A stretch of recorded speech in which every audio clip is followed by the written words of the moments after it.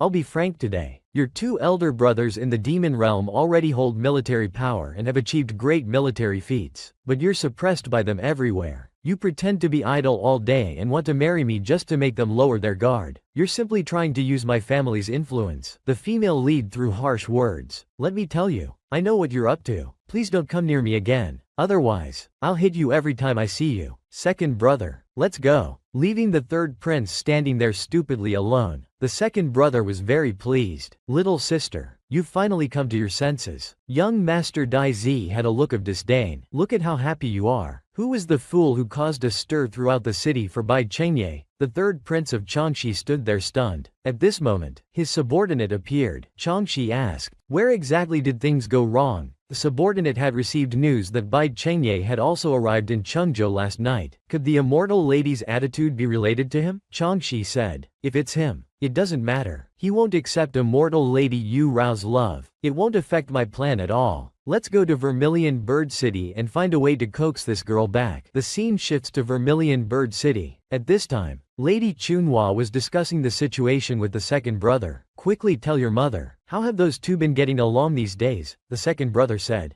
Based on my years of friendship with Dai Zi, I guess he quite likes Yuer. Lady Chunhua was overjoyed. Really? What about your sister's side? The second brother continued. They've been bickering all the way, but they seem quite happy. However, there's one strange thing. Bai Chengye secretly met with Yuer. The old man put down his cup. He said, actually, I met Bai Chengye today. He said there's a secret method that might be able to repair Yuer's immortal fate, but it requires daily infusion of spiritual energy. So he wants to take Yuer to Baiyu Peak for 3 months under the identity of Qianhu. After hearing this, the second brother said, Father, this absolutely cannot happen. 3 months is not a short time. Who knows what complications might arise? The old man was also helpless. I don't want Yuer to be involved with them again either, but it concerns Yuer's immortal fate. Lady Chunhua then said, my lord, don't worry. There's a rare dustless flower in the polar regions. Its nectar can give life to all things. I've already sent people to search for it. In the meantime, we just need to protect Yuer. To match Yu Rao with young Master Dai Zi, Vermilion Bird City specially invited young Master Dai Zi for a banquet today. Young Master Dai Zi was very annoyed. The intention of Vermilion Bird City was too obvious. At the dinner table, Yu Rao poured wine for young Master Dai Zi. This is our Vermilion Bird City's Phoenix wine. Brother Dai Zi, you must taste it well. Young Master Dai Zi gave her a look. What are you doing? Don't you know what your parents are up to? But Yu Rao pretended not to see and deliberately said, Brother Dai Zi, what's wrong with your eyes? Did you get sand in them? Let me blow it out for you. Faced with Yu Rao's sudden intimate gesture, young Master Dai Zi felt shy. With a clang, he immediately dodged to the side. Yu Rao laughed at him from the side. After the family banquet, Yu Rao lay on the bed looking at the message in her arms. At this time, someone was calling her from outside the door. Standing outside the door was young Master Dai Zi. His anger was now skyrocketing. He wanted to settle the score with Yu Rao for what just happened. But the moment he saw Yu Rao walk out the door, young Master Dai Zi's anger instantly dropped to its lowest level. He couldn't even muster the anger to get mad. Then, with a flushed face, he said, you knew your parents wanted to match us up, so why did you deliberately act so intimate with me? The female lead said, it's not what you think. I only did that to help you out because I saw you were too embarrassed to refuse. Don't worry, I've already told them you're not my type. Actually, I have a new target now. The second ranked on the Qilin list is a wandering immortal. My parents will probably send someone to look for him tomorrow. So you're safe now. It's truly unbelievable. Young Master Dai Zi, who ranks first, isn't the female lead's type. Instead, she's interested in young Master Pei Che, who ranks second. But according to young Master Dai Zi, that second-ranked guy looks like a sissy and acts all sickly and delicate. However, the female lead doesn't mind. She just likes the sickly young Master Dai Zi. He said, whatever, as long as you like him. I'm leaving now. When he came to his senses, he realized he was supposed to come here to teach her a lesson. The next day in Changchun Palace, the small animal before them was a spirit fox raised by the master of Shengshou Mountain since it was young. After recognizing its master, it would obey the master's commands. It was a gift from Lady Chunhua to the female lead. The female lead looked at the fluffy spirit fox, which was just like a cat, and found it extremely adorable. At this moment, the scene shifts back to the subordinate of Prince Changxi of the Demon Realm who received news. It was said that Lady Chunhua went to Shengshou Mountain to find a celestial grade spirit fox for immortal Lady Yu Rao. When Changxi heard this news, he felt slightly happy. He must find out who was behind the scenes, instigating Yu Rao and going against him. He finally decided to transform into a spirit fox and sneak into Vermilion Bird City. So, at this moment, the spirit fox before them was actually Prince Changxi. Lady Chunhua said the spirit fox was an offensive spirit beast. It could use magic, create barriers, and protect its master. Holding the true recognition talisman in hand would complete the master recognition process. The female lead immediately started the recognition ceremony. With several flashes of light, the ceremony was successfully completed. From now on, I'm your master. You're so white, I'll call you Snow White. Lady Chunhua then said, this is a male fox. Oh, since you're male, I'll call you Mr. Snow White then. Having such a cute pet made the female lead very happy. Let's go. We're setting off. First, take me for a ride around the city. In the blink of an eye, the little fox transformed into a big fox.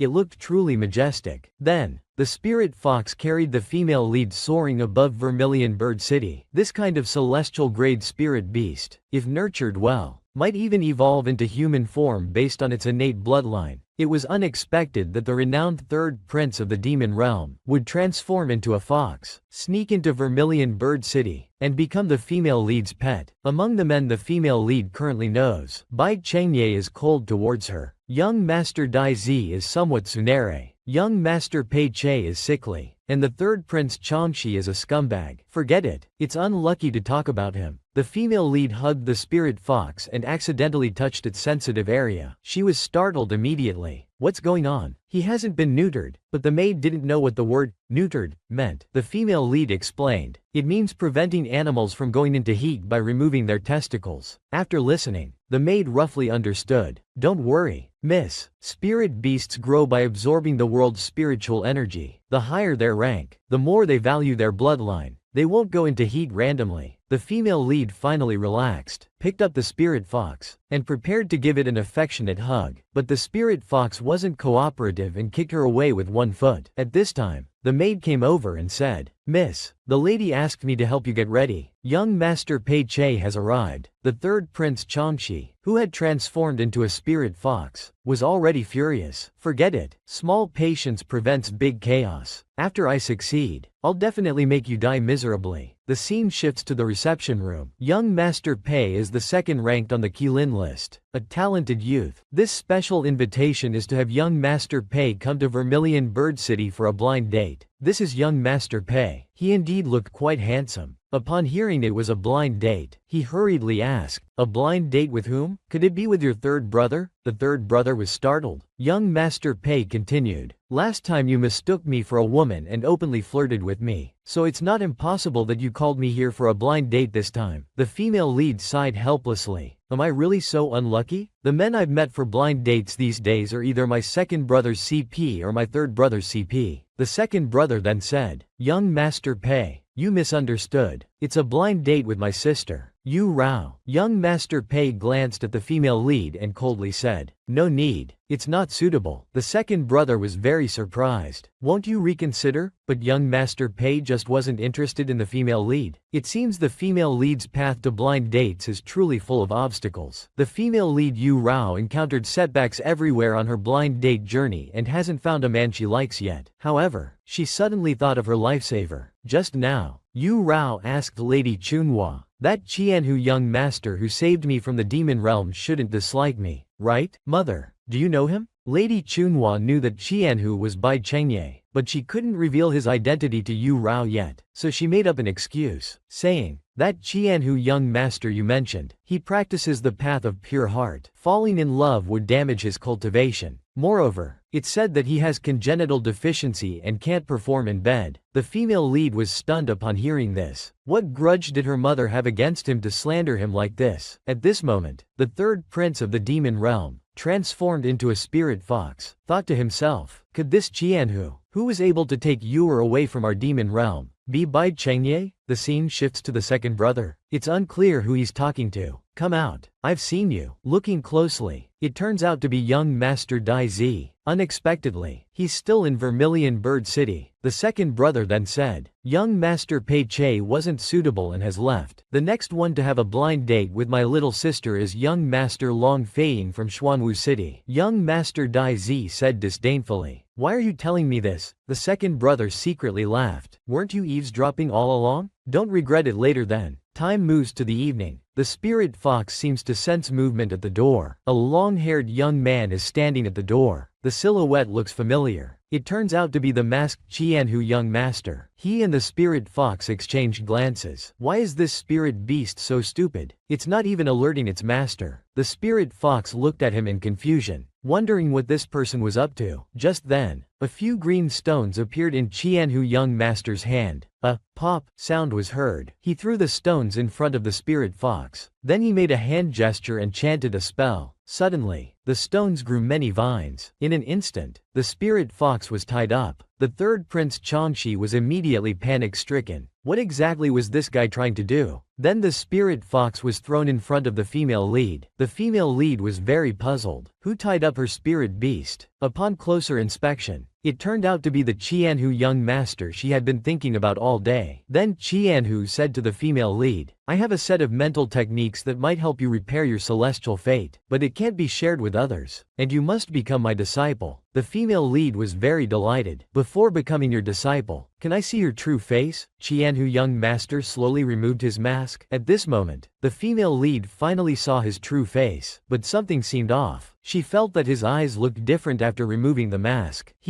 I think with your looks, you actually don't need to wear a mask. Then, Master, please accept your disciple's bow. Afterwards, Qianhu gave the female lead a whistle, saying, every hour, find a secluded place and blow it. I will come to you. The female lead was overjoyed. From today on, I have a master. Your disciple was harmed by that Bai Chengye, losing everything. Master, you must help me get revenge. Bai Chengye, who once threw the female supporting character Yu Rao into the infinite ice abyss to suffer, today actually came to her door voluntarily, saying he wanted to take Yu Rao as his disciple and help repair her damaged celestial fate. However, what Yu Rao didn't know was that the man before her was actually the male lead himself. After dealing with the matter, Qianhu young master prepared to leave. After your celestial fate is repaired, we won't meet again. Also, your spirit pet looks a bit stupid. Go get a new one. At this moment, the third prince who had transformed into a spirit fox was also confused. Wasn't Bai Chengye supposed to hate Yu Rao? Why did he come to take her as his disciple? The next day arrived. Today, the one who came to see immortal Lady Yu Rao was actually young Master Pei Che, who had rejected her blind date yesterday. To be honest, I couldn't sleep all night thinking about the blind date with immortal Lady Yu Rao. I wonder if the immortal lady truly has feelings for me, because it's well known that the immortal lady is in love with Bai Chengye. Yu Rao replied, Bai Chengye is in the past. The blind date was, of course, serious. After understanding the situation, young Master Pei Che proposed a condition. The immortal lady has the vermilion bird bloodline and is an unparalleled beauty. It's my blessing that you would consider me, but there's one thing I must say first. If the immortal lady decides to be with me, you can't be entangled with other men. However, at this moment, someone suddenly grabbed Yu Rao's hand. It was young Master Dai Zi saying, how many men are you going to have blind dates with? Yesterday you just met with me, and today you're meeting him. Seeing this, young Master Pei Che angrily said, you're so fickle and flirtatious. Let's pretend I never came today. Yu Rao wanted to explain, but he had already gone far. Then Yu Rao questioned young Master Dai Zi. Why did you ruin my opportunity? Young Master Dai Zi said, do you know what kind of person Pei Che is? A low-level cultivator with unknown background. Yu Rao retorted, so you're the famous one, with a good reputation and strong powers, right? Didn't you look down on me and dislike me? Have you had a change of heart? Young Master Dai Zi's face turned red. If he can change his mind, why can't I? Yu Rao asked, are you serious? You want to be with me? But young Master Dai Zi also had a condition, just like what young Master Pei Che had said earlier. Yu Rao wasn't allowed to be entangled with other men. In that case, I have a request too. We'll just confirm our relationship first. If we haven't broken up after a year, then we can talk about marriage. How about that? Young Master Dai Zi agreed to Yu Rao's terms. Then he took out a heart-shaped talisman. This can transmit messages over thousands of miles. It's a token of our relationship. Yu Rao then asked, "You're not really in love with me, are you?" Young Master Dai Zi pretended to be calm. "Don't flatter yourself. I just don't want to see you making rash decisions out of desperation. If there's nothing else, I'll be leaving now." Yu Rao thought to herself, "Oh no. I think I've been too hasty." The female lead Yu Rao and young Master Dai Zi admired each other and hastily confirmed their relationship. But unexpectedly, it only took one day from their commitment to breaking up. What exactly happened between them? Just now, because the female lead had confirmed her relationship with Dai Zi, she consulted the Time Travel Bureau's customer service. Xiao Mi. Does this count as changing this character's fate? Is the mission completed? But Xiao Mi said, the Rainbow Project is to prove the existence of electricity. The evaluation standard is based on whether it's an objective fact. Choosing a boyfriend is just your subjective choice. For example, the side quest of White Cloud Mountain. If you go back and the White Cloud Immortal Palace is still destroyed, that's an irreversible objective fact. So, even if you marry young Master Dai Zi in the future, when you go back, if the Yu Rao in your world doesn't like him, she can still divorce him and continue to be entangled with Bai Chengye. Not only would she return to square one, but she would also betray young Master Dai Zi's sincere feelings. Moreover, young Master Dai Zi seemed to have genuine feelings, but she was just a passerby who would leave this place after a year. Forget it, I should focus on my career. The next day, the three of them went out together. When young Master Dai Zi saw that the second brother had followed, he sent him away. Then he went on a date alone with Yu Rao. On the way, young Master Dai Zi asked, "Is this fox male or female?" When he learned it was male, young Master Dai Zi immediately threw it away. The female lead angrily asked, "Why did you throw away my Snow White? It's a gift from my mother." Seeing this, young Master Dai Zi said, "I'll give you a better one." But how could the female lead be pleased? She wanted Mr. Snow White, and no one else could interfere. Unexpectedly, young Master Dai Zi was jealous of a fox. "If you won't throw it away, fine, but you can't hug it. Its legs aren't lame. It can walk by itself." Seeing this, the female lead picked up the spirit fox and kissed it repeatedly. "You can't control me." Young Master Dai Zi was instantly furious. "You're going too far. I'm breaking up with you today." The female lead thought this was a good opportunity. "That's exactly what I was thinking. Here, take this back." The female lead returned the token of their relationship to young Master Dai Zi, then left without looking back. The second brother came over at this time. "Hurry up and chase after her." Young Master Dai Zi was clearly still angry. Shortly after, the female lead rode the spirit fox to White Cloud Mountain. Her purpose for coming here was to complete the system's mission, to find the original assistant of the White Cloud Immortal Palace. 2 years later, Sha Mengwan fled here with severe injuries. She unknowingly triggered some mechanism and found the mysterious White Cloud Immortal Palace that had been hidden for many years. Then the female lead sent out flower spirits to search nearby. Before the flower spirits return, let's take a selfie. The female lead Yu Rao had just broken up with young Master Dai Zi not long ago. She then went to White Cloud Mountain alone. She came here to complete the mission arranged by the system. The female lead used her bracelet to detect and searched for a long time. Finally, at the foot of a glacier-covered mountain, she found some clues. "Come, Bai Shui, attack this." The mountain body collapsed. Then a violent explosion sounded. A figure was seen screaming as it fell from the sky. As the female lead approached, she found it was actually a little boy. The female lead asked, "Little one, what's your surname? Where do you live?" The boy said, "My name is Gu Yanhui. I live on this mountain." When the female lead heard the boy was a Gu, she immediately asked, "Then who is Guo Hongfei to you?" The boy said, "Guo Hongfei is my older brother's sister. Do you know her?" This Guo Hongfei is a key figure. After the White Cloud Immortal Palace appeared, she rescued Sha Mengwan, who was unconscious at the cave entrance. Just then, 3 people came up behind the female lead. The boy ran over to them, calling the leading old man, "Uncle." It seems these are people from his Gu clan. "I was passing by here earlier when a wild spirit monkey suddenly attacked me. Perhaps it was my spirit beast's counterattack that scared this child and made him fall from his sword flight. Seeing this, the old man said, White Cloud Mountain is an ancient wilderness, rarely visited by people and full of hidden dangers. Young lady, you'd better leave as soon as possible. Hongfei, escort this young lady down the mountain. What a coincidence. So he is Guo Hongfei. Then he led the female lead down the mountain. Halfway down, the female lead asked, Young master, has your clan always lived on the mountain? Have you ever gone out? Guo Hongfei replied, the clan has rules. One must reach a certain level of cultivation and get the clan leader's approval before leaving the mountain. It seems you don't have many friends. In that case, let's be friends. My name is Fu Yurao. I live in Vermilion Bird City. According to the novel's setting, later Guo Hongfei and Sha Mengwan will become enemies because of the White Cloud Immortal Palace. The Jiyu clan will mobilize their entire force to attack Sha Mengwan, but end up being destroyed by the male lead Bai Chengye. Once I get the inheritance of the White Cloud Immortal Palace first, this poor couple won't have the chance to kill you all. So for now, I need to maintain a good relationship with him. Anyway, we're friends from now on. If you have the chance, come visit me in Vermilion Bird City with your brother. The mission to find the inheritance of the White Cloud Immortal Palace has finally made some progress. The scenery here is beautiful. The female lead Yurao just lay down and didn't want to move. She'll go back a bit later. You've worked hard today. My Bai Shui. Let's sit and rest for a while. The third prince Changshi looked at the girl before him. Why did she suddenly become so gentle? She's a bit like the mother in my memory, although I haven't seen her for a long time. Then Changshi set up a barrier for Yurao. His subordinate then walked over. Changshi asked, Is there any news from Azure Dragon City? The subordinate said he had heard of a strange incident. It was said that one day, while Bai Chengye was discussing matters with several elders, he suddenly made a duck's call. Some say it was a goose's call. Changshi was very surprised. How could the usually cold and stubborn Bai Chengye make such an embarrassing mistake? But he has indeed been acting strangely lately. In the blink of an eye, night fell. After the female lead woke up, she stayed here waiting for her master to arrive. In this wilderness, if master doesn't come soon, I'll have to betray him. Who just said they were going to betray their master? The female lead was stunned. How did you arrive right after I said that? Hee. Master, you came just in time. The immortal fox young master said, Your celestial source was injured by cold energy. It needs to be repaired daily with the purest divine wood source. Stretch out your palms. Yurao couldn't quite understand what this operation was. It seemed different from what she had seen before. Then she saw blue lights floating out from Chinyu's hands. Pay attention to the path of spiritual energy circulation. You can try to practice according to this method daily. The female lead said at this time, Master, did you forget that I don't have spiritual energy anymore? Qianhu young master said.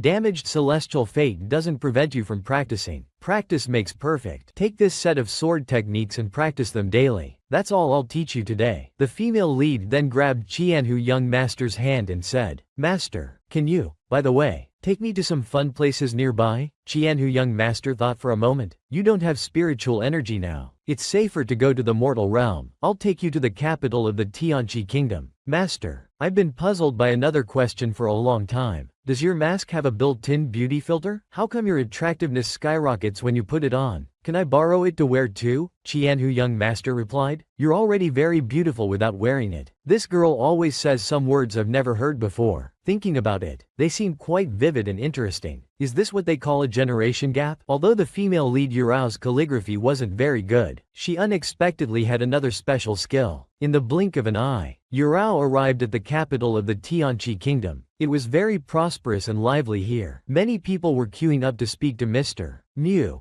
Mr. Mu is the world's top painter. With two princes about to select their brides, everyone came to request portraits for the selection. Yurao saw this and thought, I can paint too. It's boring to queue anyway. Why don't I help you draw one? Miss, the female lead picked up the brush and scribbled on the paper for a while. Before long, a series of vivid and lifelike emoji stickers were drawn. Unexpectedly, the female lead Yurao turned out to be a master at drawing emoji stickers. Many girls found them very cute. It was also the first time they had seen this style of drawing. Seeing that her drawings were quite popular, Yurao asked everyone to exchange them for a short story. She immediately started a side business here. Yurao hadn't been drawing for long when a man walked over. Miss, I'm the steward of the Mu household. My young master requests your presence. The scene then changed. We came to young master Pei Chei's place. The female lead Yurao had also arrived here. Young Master Pei Che was very surprised that the woman before him knew him. Yurao then took off her face covering, revealing her true appearance. Young Master Pei Che suddenly realized, "Oh, it's you. If I had known it was a mortal Yurao, I wouldn't have troubled you to come in." Yurao said, "Are you still angry with me? Even if the deal didn't work out, our friendship remains. Can we still be friends?" Then young Master Pei Che took out a scroll of paintings. He asked, "What school of painting is this? I've never seen it before." Yurao picked up a brush and said, "This school is called Draw Whatever. Let me draw one for you to see." Shortly after, young Master Pei Che's expression changed. He couldn't help but feel that although he was drawn with a bun-like face, the spirit was quite similar. Yurao was also very puzzled at this time. "Young Master Pei Che, how come you've become a flower master here?" Pei Che replied, "I'm not like you who has everything ready-made. If I want cultivation resources, don't I have to earn them myself? Why didn't that young Master Dai Zi come with you?" Yurao said, "I've cut ties with him." Pei Che then said, "It seems you're still thinking about Bai Chengye. Am I right?" Yurao hurriedly explained, "I've long forgotten about Bai Chengye. Now, I'm a career-focused professional elite woman." Young Master Pei Che laughed. "Your spirit fox is called Bai Shui, right? Even your pet has the same surname as him. And you say you've forgotten about him?" Yurao thought for a moment. Damn, it really is. The young Master Pei Che before her found Yurao's drawings interesting. He wanted to exchange them for his own paintings, but unexpectedly, the signature on the painting was Mu Feiyi. In fact, this was young Master Pei Che's real name. This name sounded a bit familiar. Yurao immediately asked, "So you know Sha Mengwan?" When she learned they knew each other, there was a loud bang.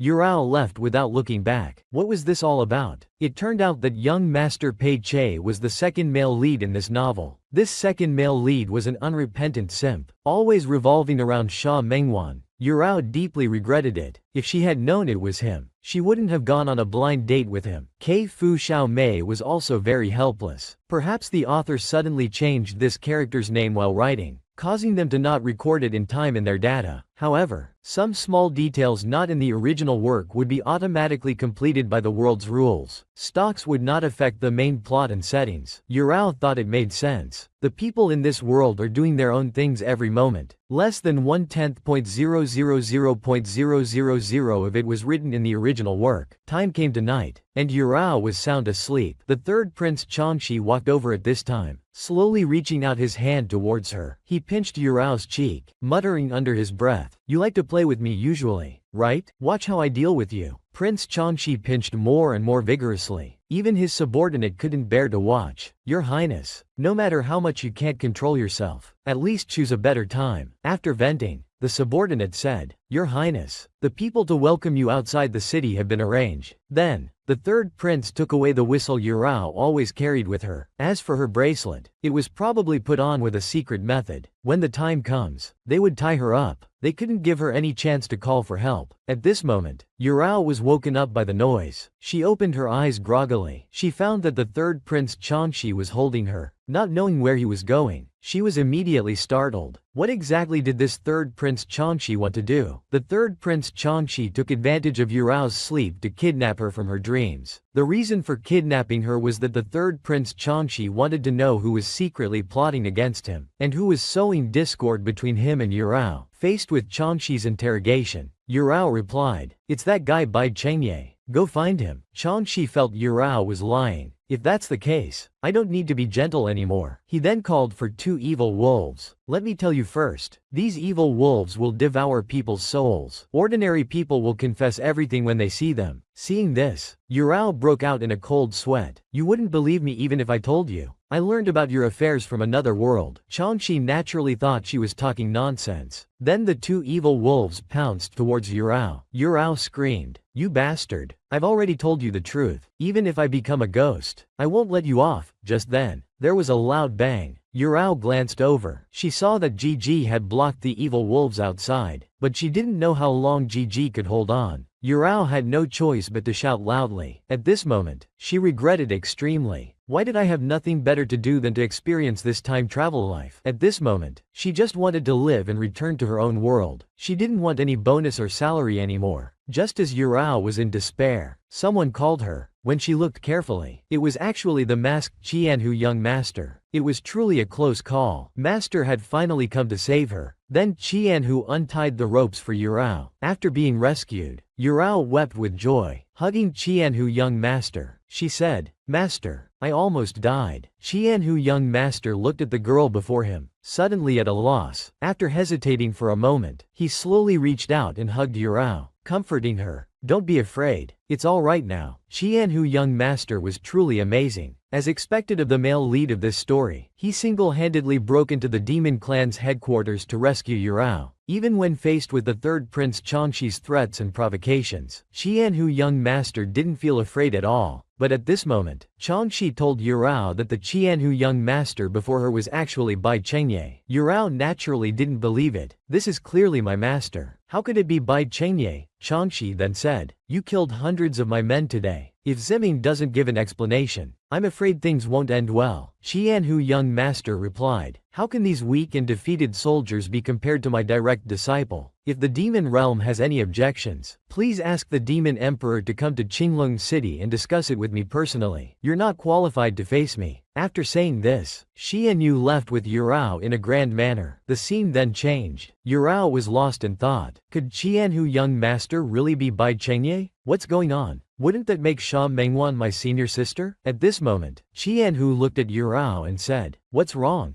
Do you want to fly a kite?" Yurao remembered the scene of Qianhu carrying her in flight before and chuckled, "No need, thank you." Shortly after, Qianhu brought Yurao back to the inn. Yurao then asked, "Master, are you really Bai Chengye? Don't you hate me? You threw me into the ice point before." Xianyu young master replied, "You made a mistake. Wasn't it right for me to punish you? But the damage to your immortal fate wasn't caused by me." Yurao was very surprised. Then who was it? Was it Sha Mengwan? Xianyu spoke while removing his mask. "Who it was doesn't matter anymore. I will continue to help you repair your immortal fate." Yurao was very angry after hearing this. "How is it not important? You just know how to cover for her." But when she turned to look at Qianhu, she was completely taken aback. Yurao's face flushed, staring at Qianhu. Suddenly, she was captivated by that handsome face. It turned out he had disguised himself when he took off his mask before. This level of attractiveness truly befits the male lead of this story. Then Qianhu young master said, "After you return to Zouk City, come with me to Qinglong City. Cultivating the mind at home can help repair your immortal fate sooner." But Yurao pouted stubbornly. "I won't go. I don't like you anymore. Let's not see each other again." Xianyu said, "This means I must see you every day. Do you remember the night I rescued you from the demon clan? The illusion we entered? A pair of wild geese had died in that illusion before. They entered by mistake and were forcibly separated. Later, the female goose died of longing first. The male goose then died crying in grief. When I left the illusion, I was cursed by the male goose. So, the interval between our two meetings cannot exceed 1 day. Otherwise, I will lose my voice." The male lead Bai Chengye was afflicted with a strange curse. This made it necessary for him to meet Yurao every other day. Otherwise he would lose his voice. No wonder someone said they heard Bai Chengye making duck sounds. So that's what it was about. Such a bizarre curse. I've never seen anything like it before. However, Yurao's understanding of losing oneself seemed different from ours. Bai Chengye hurriedly explained, "It's not what you think. Losing oneself means losing one's voice." Yurao finally understood why Bai Chengye appeared in her room on the night of the Chengzhou Flower Festival. He had come to see her. Then Bai Chengye suggested that Yurao live in Qinglong City or Baiyuzheng. This way, he could meet Yurao anytime, anywhere. Yurao said frankly, "Aren't you afraid I'll rekindle old feelings and cling to you again?" Bai Chengye stated, "Liking me is your business. It has nothing to do with me. But if you make a mistake, I will still punish you." Yurao sneered, "You're truly impartial, aren't you? Fine. I don't want to go to Qinglong City either. Bai Shui, come out. We're going home." But no matter how Yurao called, Bai Shui never appeared. Bai Chengye looked at Yurao's palm and found that the original master's seal had also disappeared. Yurao thought Bai Shui must have been killed by Changshi to protect her. "Changshi, you demon. I will never let you off." The scene returned to Zouk City. When Madame Chunhua learned that Yurao had been kidnapped by the demon clan again, she was furious. Moreover, she was rescued by that Bai Chengye again. What is he thinking? If he doesn't like my Yurao, why does he keep flirting with her? Second brother said that if it weren't for Bai Chenggai's help this time, the consequences would have been unimaginable. Madame Chunhua calmed down a bit. When your father returns, we'll go to the demon realm to ask the demon emperor for an explanation. Second brother then said to Dai Zi, Yurao has been crying in her room for a long time since she came back. Why don't you go comfort her? Young Master Dai Zi was clearly still sulking. Why should I go? Stop being stubborn. You were clearly worried sick when Yurao was missing. Now that she's heartbroken, is it so hard for you to apologize? Or should I send someone to fetch Pei Che? Young Master Dai Zi was immediately angered by second brother's words and left. At this moment, Yurao was lying in bed sleeping. In her dream, images of hungry wolves biting her kept appearing. She suddenly woke up frightened. It seems this incident has affected her to some extent. She opened her bracelet intending to find Kei Fu Xiaomei, but a man's voice came from the other end. What time is it? It's the weekend. Doesn't Kei Fu need to sleep? It was unexpected that Kei Fu Xiaomei turned out to be a cross-dressing shopkeeper. Although the customer service of the Time Travel Bureau is a cross-dressing man with a transformation contract, this didn't affect Yurao's complaints at all. Why is my master Bai Chenye? And Changshi, wasn't his original character setting a bootlicker? How did he suddenly turn into a mad dog? You're really unreliable. I want to go home. Kei Fu said because you signed the Rainbow Plan. You must apply to return after a full year. Otherwise it's a breach of contract. You'd have to compensate double the salary. For the remaining days, the Rainbow member's salary is 10.000 per day. Let me calculate for you. Based on a year, deducting the days you've been there, you'll need to compensate a total of 7 million. The female lead was startled. What, 7 million? Even if you sell me, it won't be that much. I think you should change your name to Time Space Fraud Bureau. Kei Fu suggested. How about this? We'll upgrade your bracelet as soon as possible and configure some advanced programs for you, like super laser beams and such. It did sound quite good. However, I still need to figure out how to survive in this flawed world for a full year. Just thinking about it gives me a headache. But Bai Chenye was right. I can't just focus on eating, drinking, and having fun every day. I need to start practicing martial arts and swordsmanship. Yurao was inspired and began to rest. At this moment, someone approached. Looking back, it was young Master Dai Zi. He walked up to Yurao, grabbed her injured hand, and said, "Are you punching a sandbag? Or is the sandbag punching you? Come, sit down here. This is a secret divine medicine from Medicine Valley. Let me apply some for you. Remember not to touch water. It will heal in 2 hours." Did Changshi from the demon clan force you into marriage again? Yurao said. No. This time he kidnapped me to ask about something else. That guy is just a pervert. Just thinking about it makes me angry. Dai Zi then held her hand and said,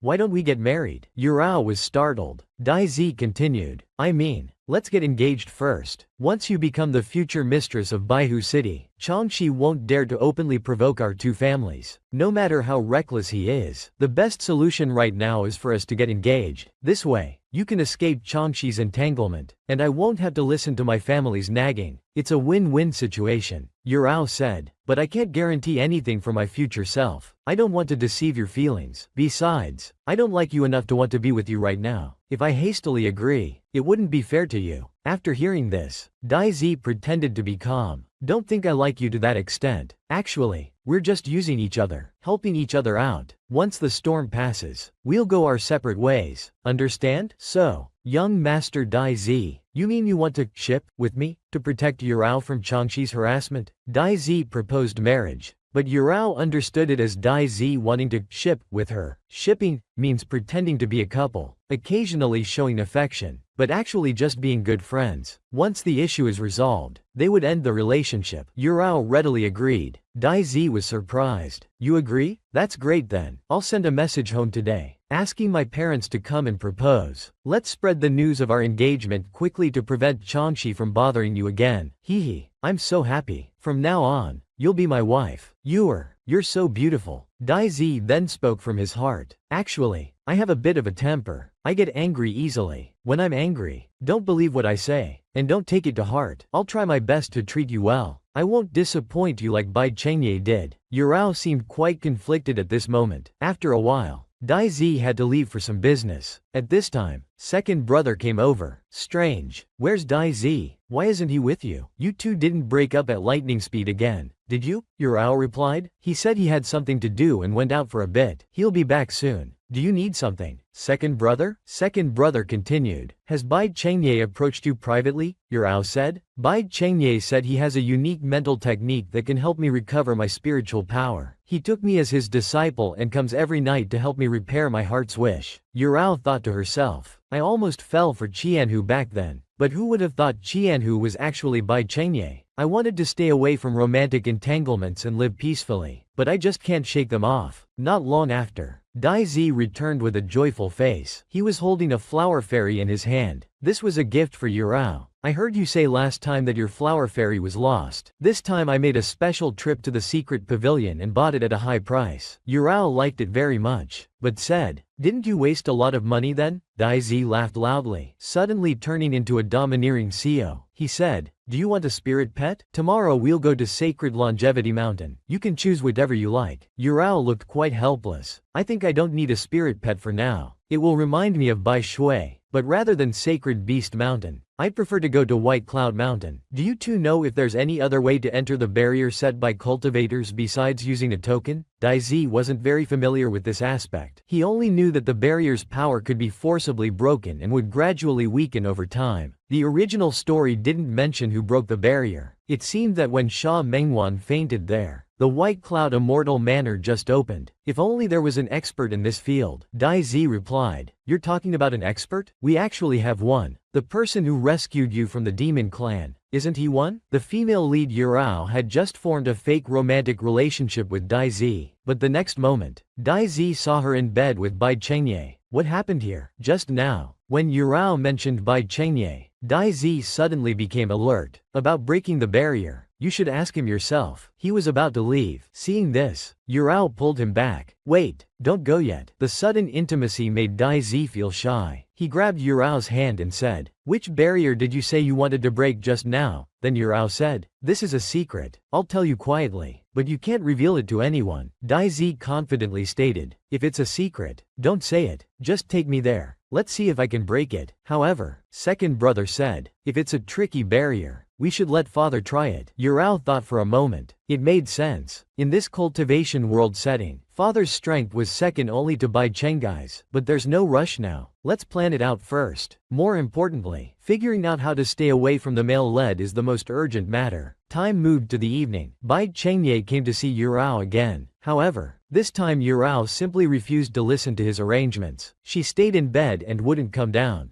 Yurao had a condition. Since Bai Chengye had previously concealed his identity and tricked Yurao into becoming his disciple, that couldn't count. Yurao wanted to dissolve this master-disciple relationship, but Bai Chengye said that Yurao had already learned his unique mental technique, so she must be his disciple. Yurao was very angry. What unique mental technique? I haven't learned a damn thing. From now on, you're not allowed to see me. Let you become completely mute. Seeing Yurao's disobedience, Bai Chengye lightly waved his hand. The curtain covering Yurao opened automatically. Then with a swoosh, just as Bai Chengye reached the bedside, Yurao instantly disappeared. Yurao had activated the invisibility function on her bracelet. She hid behind Bai Chengye, smugly aiming to kick him in the back. But at that moment, Xiao Bei grabbed Yurao and let out a few shrieks. She was then thrown onto the bed by Bai Chengye. Looking at Bai Chengye so close, Yurao's heart suddenly raced, and her face turned red. At this time, young Master Dai-Z heard the commotion and rushed in. He saw Bai Chengye lying on top of Yurao. Young Master Dai-Z was instantly enraged, looking like he was about to fight Bai Chengye. Seeing this, Bai Chengye effortlessly waved his hand, and Dai-Z stepped back a few paces. Then he left through the window. The next second, Dai-Z was seen angrily saying, "You actually meet him in the middle of the night? What did you tell me today? If I hadn't seen it with my own eyes, you've really disappointed me." Before Yurao could explain, Dai-Z stormed out. Yurao was very helpless in this matter. She failed to dissolve the master-disciple relationship and was misunderstood by Dai-Z. Now, no explanation would work. After the female lead Yurao told second brother about Bai Chengai's curse, second brother came up with a clever idea. If that's the case, don't dissolve your master-disciple relationship yet. After all, helping you restore your spiritual power is something he should do as your master. As for Dai Zi, I'll help explain to him, but we need you to act out a play to deceive him. Second brother was really racking his brains for the two of them. The next second, Yurao was seen lying in bed, her foot wrapped in thick bandages. Second brother's clever plan was to have Dai Zi come over later, and you pretend that you sprained your foot while chasing him yesterday. Sure enough, Dai Zi fell for it. After second brother told him about Yurao's injured leg, he rushed over immediately. Yuer, how's your foot? Let me see how serious it is. Yurao smelled alcohol all over him. It seemed that after he left angrily last night, he went to drink. He was indeed a devoted man. It's all my fault for being too impulsive last night. I didn't listen to your explanation, causing you to hurt your foot. Until your foot heals, I'll stay by your side. Wherever you want to go, I'll carry you there. Dai Zi's words delighted Yurao. Then,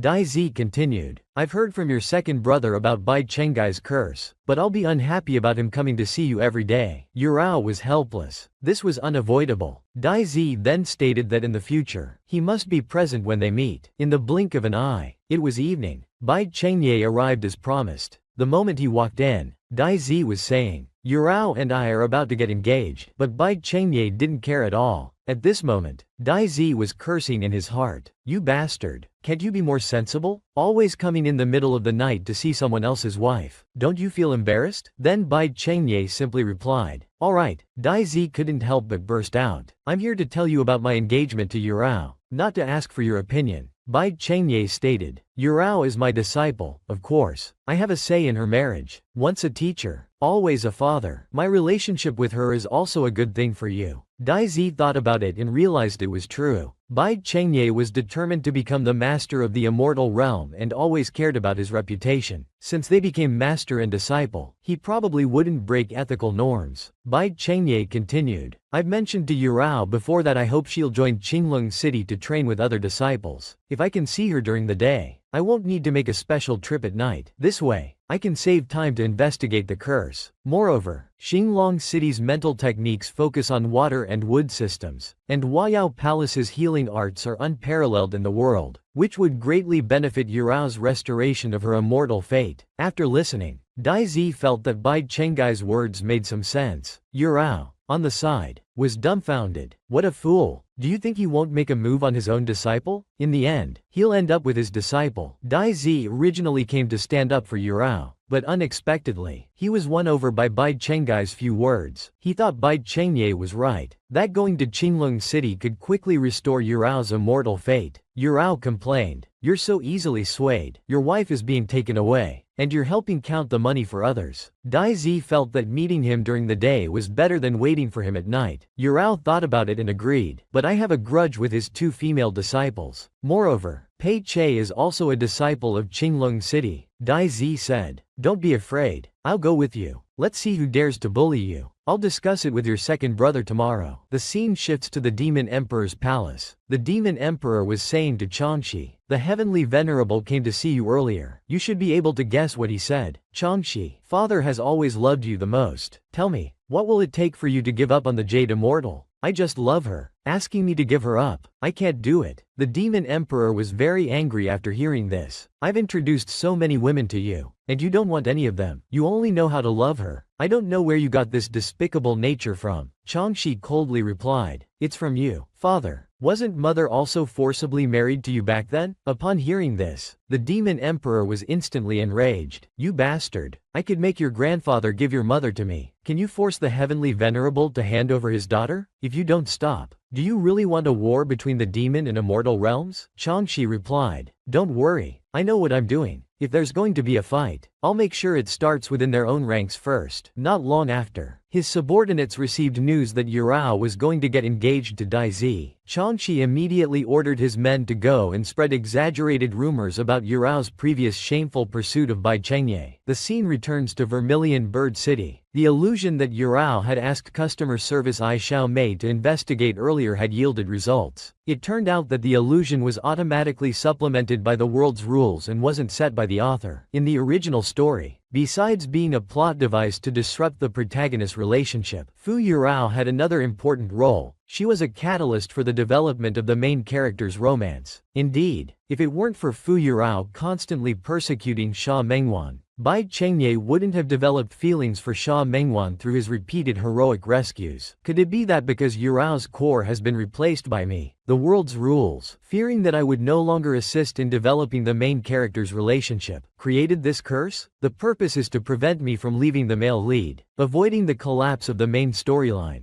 So that's what it was. Through several days of practice, Yurao had made significant improvements in swordsmanship and martial arts. Even Bai Chengye couldn't help but praise her. You've been practicing quite diligently lately. Receiving praise from her master, Yurao was naturally very happy. Since I've become your disciple, I should be as diligent as my senior brothers and sisters. Especially, I want to be as hard-working and progressive as senior sister Xia, Bai Chengye said. So you're not dissolving our master-disciple relationship anymore. Also, where's Dai Zi? Haven't seen him. The way he was acting the other day, it was as if I would develop romantic feelings for this little girl. Yurao replied. Young Master Dai Zi's mother was injured by an assassin's sneak attack, so he went home. Subsequently, Bai Chengye noticed signs of Yurao's immortal fate recovering and suggested she come to Qinglong City for further training soon. But Yurao was busy getting engaged to young Master Dai Zi. The scene changes, and we see Madame Chunhua cursing loudly. That Madame Qingshu is so inconsiderate. I went to visit her specially, and she wasn't sick at all. I bet Dai Zi was tricked into going back. He left me waiting all night. And then they had the audacity to say they've already exchanged name cards with Elder Shu's best friend's daughter. And their second daughter, Dai Lian, was even more infuriating. She was indirectly criticizing our Yuer's reputation.